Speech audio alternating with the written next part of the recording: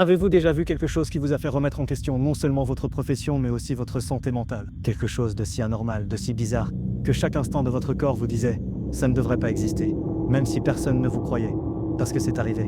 Et je le vois chaque fois que je ferme les yeux. Je porte ça en moi depuis près de 2 ans. Je n'en ai pas parlé en thérapie. Je n'en ai rien dit à ma femme. Je n'ai jamais porté plainte. Mais je le sens se rapprocher chaque nuit. Comme si quoi que ce soit, ça se souvenait de moi aussi. Je m'appelle Nathaniel Chase. Je suis radiologue depuis 11 ans maintenant. Avant cela, j'ai travaillé 6 ans comme ambulancier. Alors croyez-moi, je ne suis pas facile à angoisser. J'ai fauché des carcasses de voitures à main nue pour sauver des vies.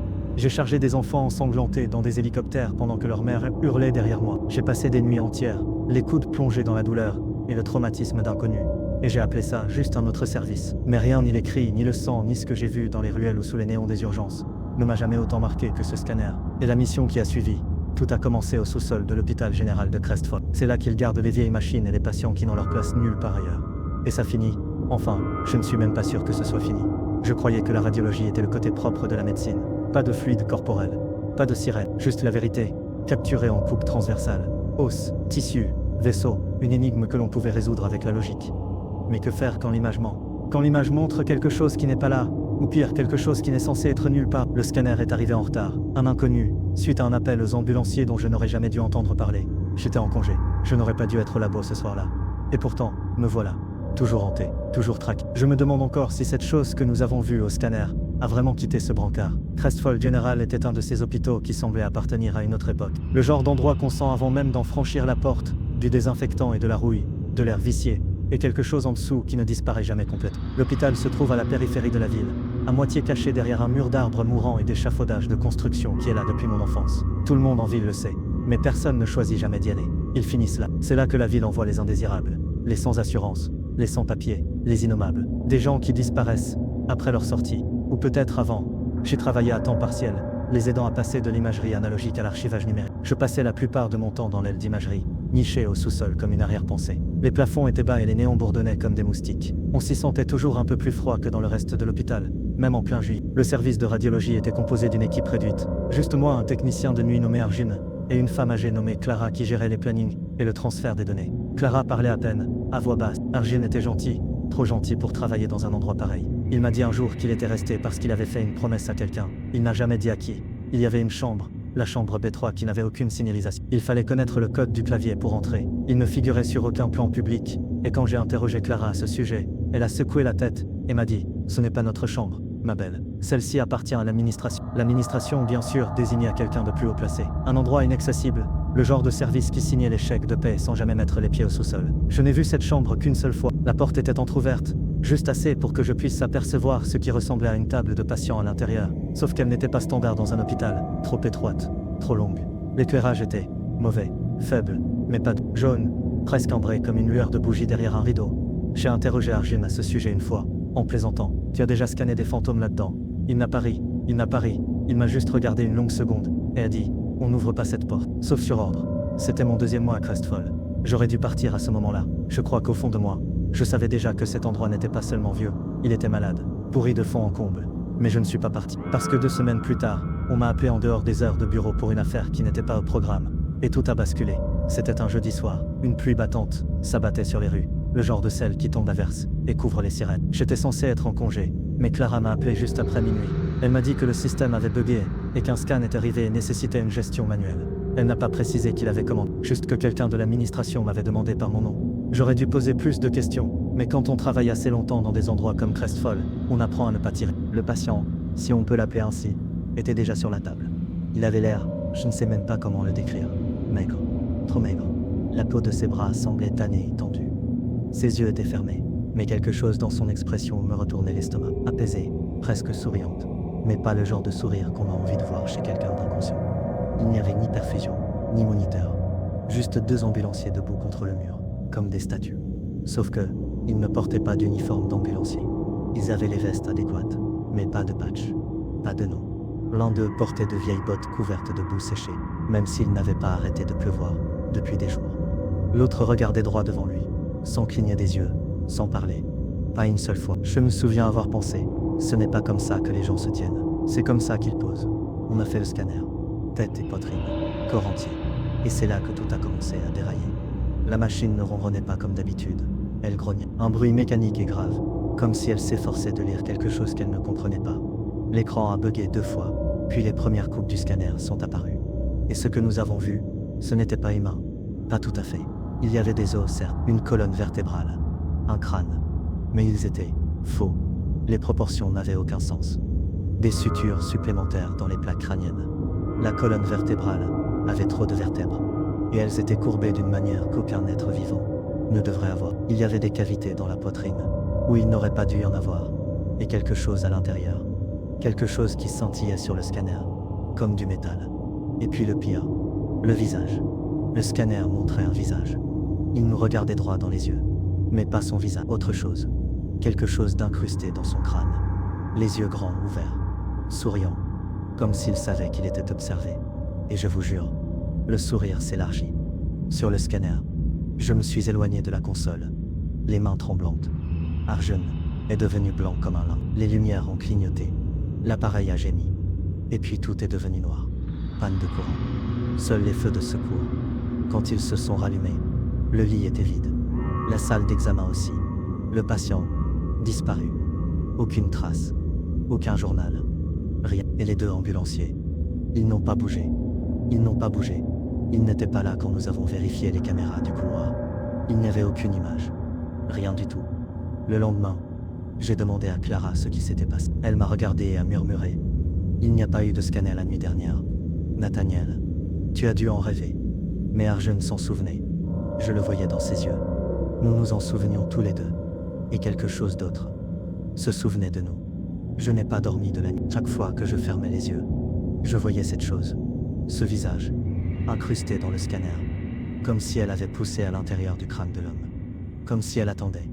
Au matin, je me suis convaincu qu'il fallait que j'y retourne. Pas pour obtenir des réponses. Pas encore. Juste pour me prouver que c'était vraiment arrivé. Que je ne perdais pas la tête. Je suis donc retourné à Crestfall. Avant mon service, le système d'imagerie était relié à une archive sécurisée, accessible uniquement aux techniciens et aux radiologues. Je me suis connecté. Rien. Pas de fichier. Pas de nom. Pas d'horodatage. Pas d'entrée de patient. Mais le souvenir était net. Trop net. Je me souvenais de chaque coupe de ce scanner. La déformation de la cage thoracique. Les vertèbres supplémentaires. Le sourire. J'ai vérifié les journaux du serveur. C'est là que j'ai remarqué un trou de données de 100 minutes. Juste au moment où nous avons lancé le scan. Juste un espace vide. Pas de code d'erreur. Pas de rapport d'incident. Comme si quelqu'un avait tout effacé. Volontairement. Je me suis tourné vers Arjun plus tard dans la soirée. Et j'ai essayé d'en reparler. Il ne voulait pas. Laisse tomber. A-t-il dit tu es intelligent? Tu l'oublieras. Comme j'essaie de le faire. Mais je n'y arrivais pas. Le lendemain, j'ai commencé à fouiller. Discrètement, j'ai parcouru les dossiers internes des patients.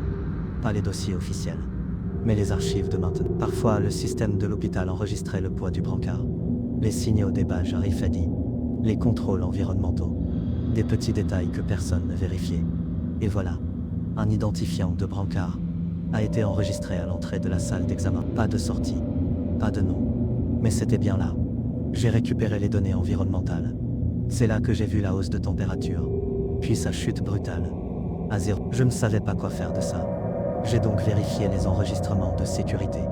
La caméra du couloir, à l'extérieur de la salle 2, n'affichait rien, jusqu'à ce qu'elle le fasse.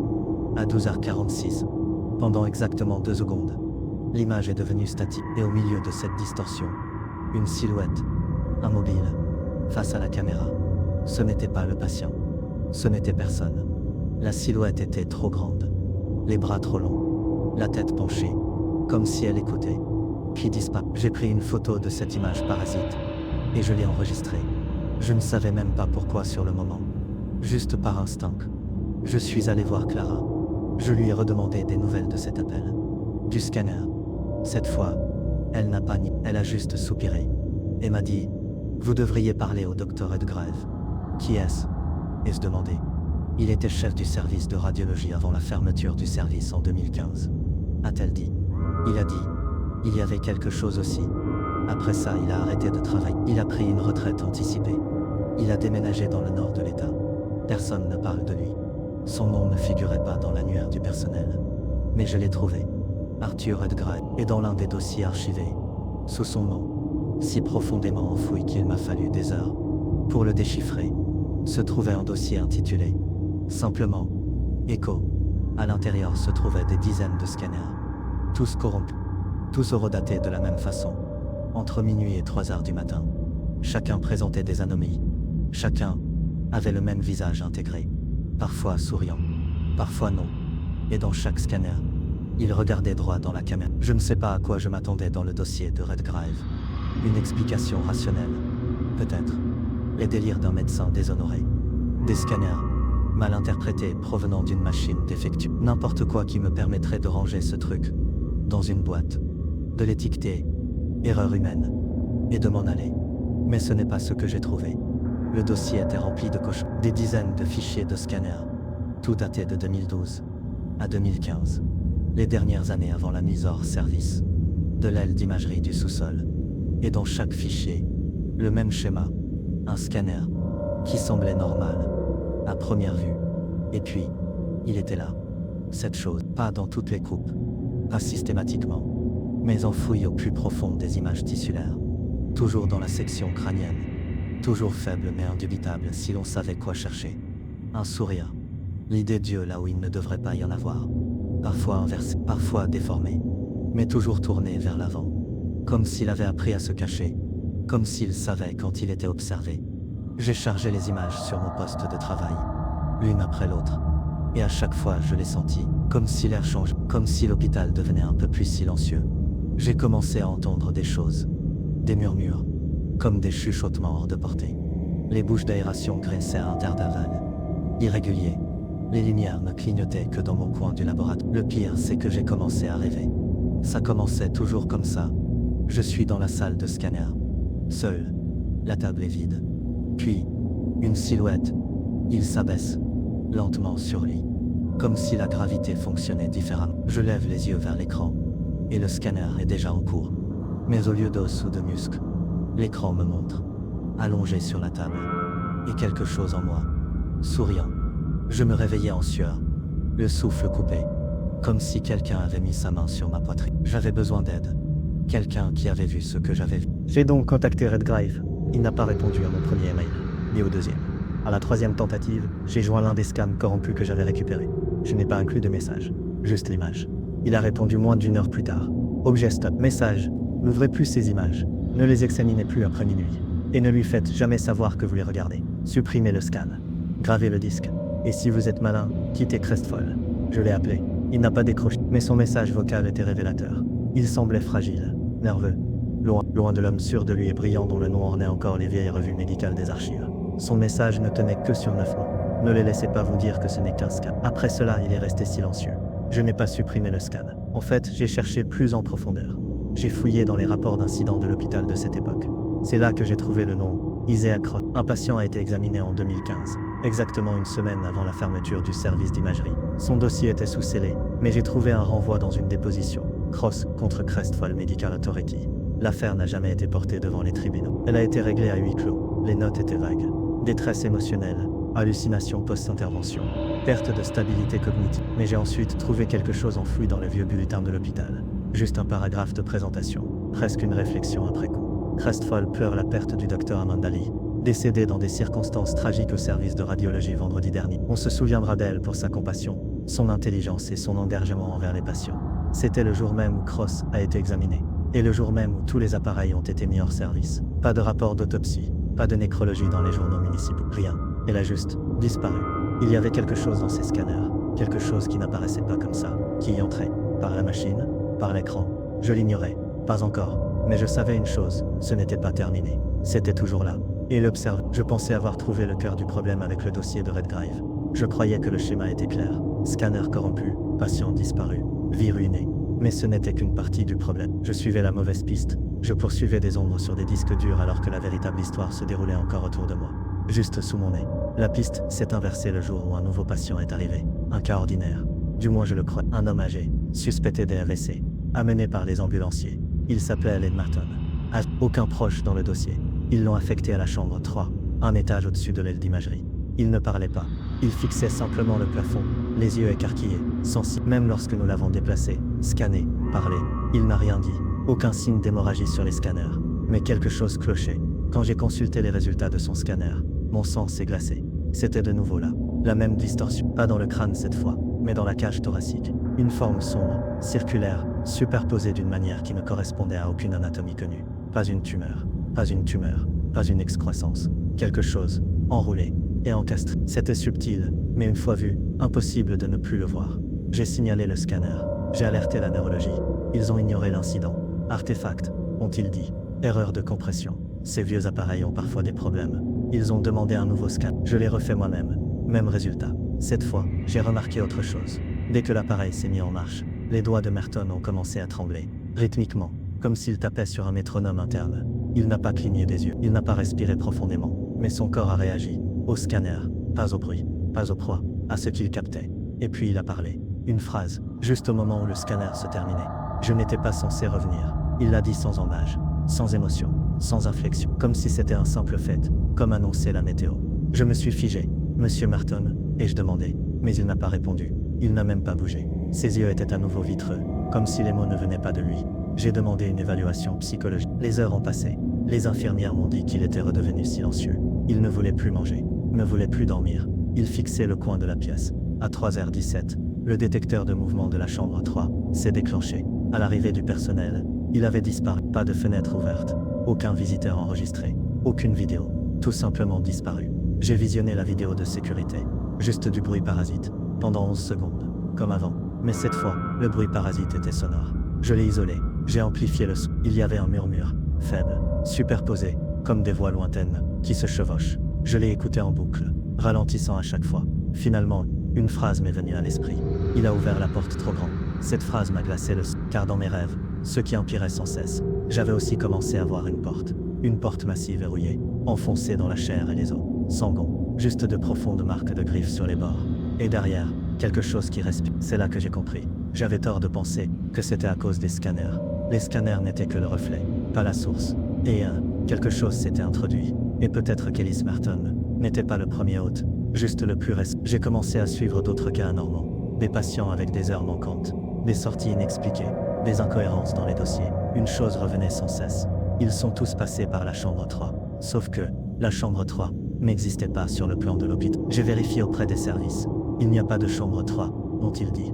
Nous avons une chambre 2 et une chambre 4. Il n'y a pas de registre. J'ai regardé le plan. Ils avaient raison. Mais j'étais entré dans la chambre 3. Je m'étais tenu au chevet de cette. Alors qu'était-ce? Un placard de rangement réaménagé? Une aile oubliée? Ou était-ce tout autre chose? Un seuil? Un espace entre les espaces? La fausse piste n'était pas celle de Redgrave. Ce n'était même pas les scans. Il pensait que cette chose était visible. Mais peut-être ne vit-elle pas dans l'image. Peut-être utilise-t-elle l'image pour voyager. Et peut-être qu'elle n'était même pas censée être photographiée. Quand on commence à tirer des fils, dans un endroit comme Crestfall, on réalise une chose terrible.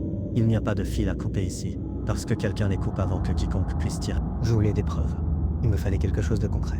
Quelque chose qui ne puisse être mis sur le compte de la paranoïa ou du stress. J'ai donc commencé à éplucher les registres de sortie des patients, les audits de dossiers, les demandes de maintenance, tout ce qui pouvait me donner un argument de poids. C'est là que je l'ai trouvé. Un ticket de maintenance, daté exactement du lendemain de la disparition d'Ellis Merton, enregistré par un certain D. Kellerman dans la section installation. La demande disait « Une protection contre les radiations doit être réinstallée dans la chambre 3. Interférence statique récurrente.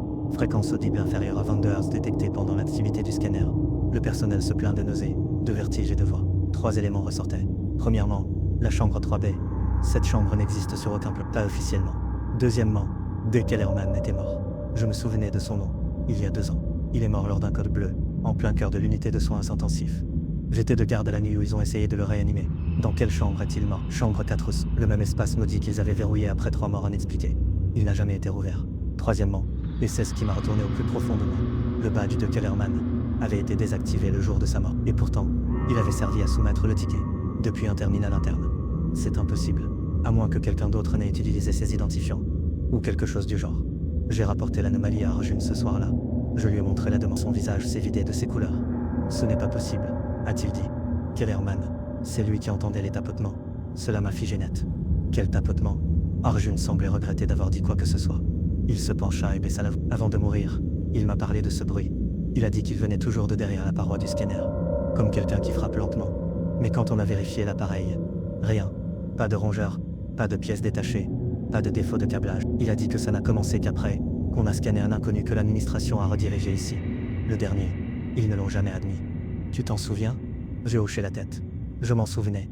Je m'en souviens parce que c'est moi qui ai fait le scan. Il a dit que ce n'était pas juste des tapotements, a poursuivi Arjun. Parfois ça changeait. Parfois, ça murmurait son nom. J'ai regardé à nouveau le redatage du ticket de maintenance. 3h17, toujours 3h17. Il était également apparu dans le journal des pannes du système. Ce même moment de grésillement. C'était comme si quelque chose s'était ouvert à ce moment-là. Comme un signal. J'avais besoin de réponses. De vraies. Alors j'ai décidé de faire la seule chose qu'on n'est pas censé faire. J'ai accédé au serveur de sauvegarde interne, pas aux archives cloud. Le disque dur physique, enfoui au sous-sol de l'aile scellée après l'incendie de 2. Il y avait des histoires, celles d'un patient en isolement, d'une panne de courant, d'une machine qui continuait de fonctionner après la coupure de courant. J'ai dû soudoyer le gardien de nuit pour qu'il me laisse passer. J'avais apporté une lampe de poche, un disque dur, et 3 Red Bull. Le couloir était étouffant. Des bâches en plastique collaient encore au mur calciné. Le feu avait noirci les encadrements de porte, mais l'ancien local serveur était intact. Renforcé. À l'intérieur, l'air était immobile. De la poussière flottait comme un brouillard dans le faisceau de ma lampe. Le serveur ronronnait, toujours vivant, toujours en vie. Je me suis branché. Il y avait ici des journaux que personne n'avait touchés depuis près de 10 ans. Des dossiers cachés, des journaux cryptés, des messages privés entre le personnel de radiologie. Mais un dossier n'avait pas de nom, juste un horodatage. 03. L'autre était un scan, fortement corrompu, presque abstrait. On aurait dit que quelqu'un avait déformé la forme humaine comme de l'argile, l'avait retourné, puis l'avait fait sourire. J'ai lancé la lecture audio, perturbation, puis doucement, tu l'as ramené, puis les lumières ont clignoté, et quelque chose derrière moi a respiré.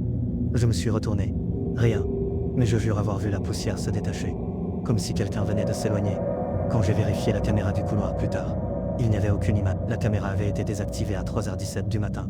À quelle heure exactement le scan a-t-il été effectué? Et les métadonnées du fichier? Technicien, D. Kellerman, l'homme décédé 2 ans plus tôt, avait enregistré le scanner 10 ans plus tôt. Après cette nuit dans le coffre du serveur, tout a changé. Quelque chose avait changé, pas seulement dans mon enquête, mais en moi. Je le sentais, comme si quelque chose avait remarqué, que je regardais trop profondément. Comme si des yeux que je ne voyais pas s'étaient tournés vers moi. J'ai commencé à entendre des choses, pas en rêve, mais éveillé. De légers murmures quand j'étais seul dans la salle de scanner. Un bourdonnement électrique, qui ne correspondait à aucune fréquence de machine. Mon propre nom murmurait à l'interphone alors que personne ne m'avait appelé. Mais le pire, c'était le silence. Un silence réel, anormal, de celui qui vous serre les tympans, qui vous étouffe même la respiration. Cela se produisait lorsque je consultais les anciens scanners. À chaque fois, la pièce devenait trop silencieuse, et j'avais l'impression que quelque chose était entré avec moi. Immobile, pas hostile, juste, attendant, comme si cela voulait que je finisse ce que j'avais commencé. C'est ce que j'ai fait. Je suis retourné dans la maison de Redgrave. Pas les images, mais les notes. Il était méticuleux. Caché sous tous les journaux de corruption des scanners, se trouvait un document unique intitulé « Entité anormale. Reconnaissance de forme récurrente. Redgrave. Il décrit un cas précis. Un patient de la première apparition du visage souriant sur un scanner. Le dossier avait été scellé par l'administration. Oui, non. Oui, pas de sexe. Juste une étiquette. Dossier A0. Patient 0. Patient 0. Redgrave pensait que l'entité, celle que l'on voyait sans cesse sur ces images, n'était pas seulement le résultat d'une imagerie défectueuse. C'était autre chose. Quelque chose d'intelligent. Quelque chose de parasite. Mais c'est là que les choses se compliquent. En aparté, Redgrave fit référence à un formulaire de transfert d'un établissement psychiatrique, l'asile de Black Hollow, fermé au début des années 90 pour protocole de traitement animal. Il soupçonnait que le patient venait de là, bien qu'il ne restait aucun dossier numérique. Il ne lui restait qu'un scan imprimé, quelque chose qu'il conservait dans son bureau personnel. Ce bureau avait été vidé des années auparavant, mais je savais où le contenu avait disparu, dans l'entrepôt de stockage hors site de l'hôpital, là où les vieux dossiers, les radiographies et les documents étaient voués à la mort. Je m'y suis rendu en voiture ce soir-là. Il pleuvait à verse. Un bâtiment isolé, sans fenêtre, derrière la zone industrielle, éclairé par des projecteurs vacillants. Je me suis inscrit avec un faux badge d'identité. J'avais appris à présent que les voies officielles ne me seraient d'aucune aide. Les cartons étaient étiquetés par ad. Je suis allé directement à 207. Il m'a fallu des heures, mais je l'ai trouvé. Une chemise en papier craft, craquelée et cassante. À l'intérieur se trouvait un film scanner noir et blanc. Granuleux, faible, mais il était là, ce visage, souriant. Et en dessous, un nom. Eleanor Caro. Date de naissance, 31 octobre. Transférée de l'asile de Black Hollow. Admise à l'hôpital général de Crestfall, en hospitalisation psychiatrique d'urgence. Diagnostic, catatonie sévère, hallucination visuelle, automutilation, note griffonnée dans les marges, Affirme voir un deuxième visage dans les miroirs. Parle au mur. Se réveille à 3h17, précise, en hurlant. Il y avait une dernière note, écrite de la main de Redgrave. Elle est morte pendant son 3e scanner. Insuffisance cardiaque. Mais l'appareil a continué à fonctionner. Notre magnétoscope supplémentaire. Et à chaque fois, elle me regardait toujours. J'ai retourné le dossier. Quelqu'un avait écrit quelque chose d'autre. Une écriture si profonde dans le papier qu'elle a failli se déchirer. Ce n'est pas dans le patient, c'est dans l'image. J'ai laissé tomber le dossier et j'ai reculé en titubant. Car à ce moment-là, dans le silence de mort de l'entrepôt, l'alarme de sortie des secours a sonné une seule fois. Mais la porte ne s'est jamais ouverte. Et quand j'ai regardé le film, c'était suspendu à la lumière de la lampe. Le sourire s'est élargi. Je jure que ce n'était pas comme ça quand je l'ai ramassé. Et dans le reflet du film, l'espace d'une fraction de seconde, j'ai vu quelqu'un debout derrière moi. Mais quand je me suis retourné, il n'y avait personne. Eleanor M. Caro n'était pas une patiente. Elle était un vaisseau. La première porteuse de quelque chose qui ne se transmet ni par le sang, ni par l'air. Ça se transmet par l'image. Une infection mémétique. Et nous l'avons scanné encore, et encore, copié, laissé se propager. Nous ne l'avons pas piégé dans la machine. Nous l'avons libéré. Je quittais l'entrepôt ce soir-là, secoué, trempé jusqu'aux os, et emporté par quelque chose de pire que la peur. La certitude, ce n'était plus une théorie, ce n'était plus de la paranoïa. La chose sur les scans était réelle. Elle avait un nom, une histoire, et elle avait commencé avec nous. Mais la découverte n'est venue que lorsque j'ai relancé le scan. D'Eleanor. J'avais numérisé le film chez moi, avec précaution, comme si je manipulais une tension électrique. Le fichier n'était pas corrompu comme les autres. Pas de sentiments, pas de parasites. Il était propre, trop propre. J'ai donc fait ce que personne n'avait osé faire. Je l'ai amélioré, couche par couche. J'ai extrait des détails du tirage granuleux. Je l'ai recoupé avec des scans récents. J'ai comparé la structure osseuse, les sinus, la densité des tissus. Mais ce n'était pas Eleanor que je cherchais à voir. C'était l'autre visage, celui qui se trouvait sous le sien. Et lentement, il est apparu. Subtil au début, une courbe de joue qui n'avait rien à voir. Une seconde crête orbitale à l'intérieur de son crâne. Mais ensuite, la mâchoire est apparue. Plus longue, plus large, trop penchée en arrière. Et les yeux n'étaient pas humains. Ils étaient trop profonds, comme des fosses creusées dans l'os. Pas vides, juste remplis de quelque chose qu'on ne pouvait pas capturer en pixels. Je me suis arrêté. J'aurais dû m'arrêter. Mais j'ai zoomé. Juste un peu plus. Et l'écran a clignoté. Pas de bug. Clignoté. Comme un obturateur. Comme s'il savait que je regardais. La pièce a chuté de 10 degrés en moins de 5 secondes. J'ai vu le souffle sortir de ma bouche. Les lumières se sont tamisées. Et puis, le moniteur audio s'est mis en marche. Je ne l'avais pas activé, mais dans les haut-parleurs, à peine audible, une voix. C'était ma voix. Seulement, je ne parlais pas. Je récitais quelque chose. Une phrase. Encore et encore. La murmurant comme une prière. Je te vois. Je te vois. Je te vois. Je te vois. Je te vois. J'ai débranché la prise murale. L'écran est devenu noir. La voix s'est tue. Mais la sensation est restée. Cette pression. Cette pression. Cette sensation que quelque chose s'était penché en avant dans l'obscurité. Avait appuyé son visage contre l'intérieur de l'écran. Il ne se contentait plus d'être vu. Il voulait sortir. C'est à ce moment-là que j'ai compris ce qu'Eleanor avait tenté de faire. La raison pour laquelle elle était morte lors de son 3e scanner. La raison pour laquelle l'image ne cessait de se reproduire. Ce n'était pas le patient qui mourait. C'était l'entité, coincée entre 2 dimensions, nécessitant des observateurs, des nourrisseurs, nous. Et chaque fois que nous regardions ce scan, ne serait-ce qu'une seconde, nous lui donnions ce dont il avait besoin. Reconnaissance, conscience. Changement, comme une fenêtre qui s'ouvre. Plus il y avait de gens qui le voyaient, plus cette fenêtre s'élargissait. Et si elle s'élargissait suffisamment, je me suis souvenu d'une note finale de Redgrave, enfouie dans un fichier .txt caché du dossier que j'avais décrypté. Si vous devez regarder, ne regardez jamais seul. Il n'aime pas les miroirs, mais il aime qu'on se souvienne de lui. C'est pourquoi les anciens scans continuaient à refaire surface. C'est pourquoi le fichier réapparaissait sans cesse. Quelqu'un continuait à s'en souvenir, il le ramenait sans cesse. Je pense que c'est comme ça qu'il survit. Pas par la chair, par la mémoire, par l'image. Et maintenant que j'en avais amélioré la version la plus nette jamais récupérée, je venais d'en créer la copie la plus forte à ce jour. Le visage, le murmure, la chute de température, la distorsion. Ce n'étaient pas des signes de hantise. C'était des symptômes, d'exposition. Je n'étais pas infecté, pas au sens médical du terme. Mais je le portais. Et il me fallait trouver un moyen de l'enterrer, avant qu'il ne trouve une autre fenêtre, un autre spectateur, un autre scanner, un autre hôte. J'ai essayé de rester à distance. Vraiment, pendant les 3 nuits qui ont suivi l'amélioration du scanner d'Eleanor, j'ai dormi dans un motel à 1 heure de la ville. Pas d'internet, pas d'électronique, Pas de surface réfléchissante. Juste des rideaux occultants et une odeur de moisi. Je me croyais en sécurité. Mais ça a suivi. Ça a commencé par des rêves. Du moins, je pensais que c'était des rêves. Le même couloir à Crestfall. Mais faux. Trop long. Les lumières s'éteignaient successivement comme une respiration qui ralentit. Et au bout de ce couloir, une porte. Pas de poignée. Pas de poignée. Pas de... Juste un carré de vieil acier avec une image. Tout mot densitométrique gravé dessus. Le scanner d'Eleonora. Je me réveillais tremblante, trempée de sueur, la bouche sèche, les oreilles bourdonnantes. Puis vint l'hémorragie. Un matin, j'ouvris mon ordinateur portable. Et le fond d'écran avait changé. Celui du scanner. Pas l'image brute, mais celle retouchée. Celle où le visage était entièrement visible. Je ne l'avais pas sauvegardé. Je n'avais connecté cet ordinateur à aucun lecteur. Et pourtant, il était là, souriant. La même expression qu'avait Eleonora juste avant son arrêt cardiaque. J'essayais de l'effacer. Le système se verrouilla. J'essayais de refermer le couvercle. Il resta allumé. L'écran ne se brisa pas. Je le fracassai contre la commode. Il continuait de briller faiblement, même lorsque l'écran se brisa et que le cadre se déchira. Et sur l'écran LCD fracturé. L'espace d'une seconde.